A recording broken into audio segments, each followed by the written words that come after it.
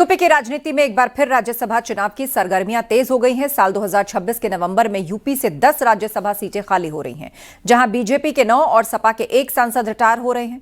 मौजूदा विधानसभा संख्या बल के आधार पर बीजेपी को 8, सपा को 2 सीटें मिलने का अनुमान है, लेकिन बागी विधायकों की भूमिका निर्णायक हो सकती है।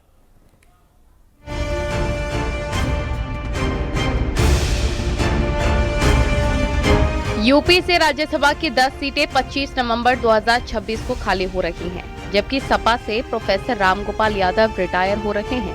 सियासी गणित से साफ है कि बीजेपी 8 सीटें आसानी से जीत सकती है, जबकि सपा 2 सीटों पर मजबूत दावा कर सकती है।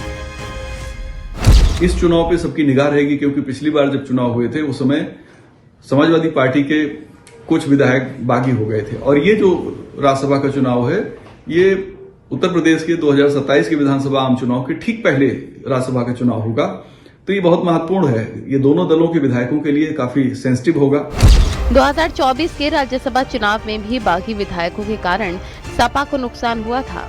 उस समय बीजेपी ने 8 और सपा ने 2 सीटें जीती। हालांकि सपा ने 3 प्रत्याशी उतारे थे।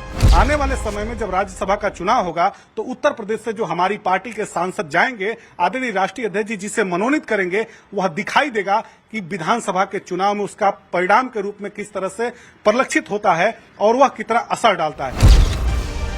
राज्यसभा की ये 10 सीटें सिर्फ संसद तक ही नहीं, बल्कि यूपी की सियासी जमीन को भी परखेंगी। 2027 से पहले ये परीक्षा दोनों दलों के लिए काफी अहम बताई जा रही है। हालांकि 2027 के विधानसभा चुनाव से ठीक पहले होने वाला राज्यसभा का चुनाव न सिर्फ राज्य में सियासी गर्मियां तेज करेगा, बल्कि इस बात को भी तय करेगा कि आखिर कौन विधायक किस तरह से क्रॉस वोटिंग की तैयारी कर रहा है। कैमरा पर्सन उपेंद्र के साथ अलाउद्दीन, न्यूज़ 18 लखनऊ।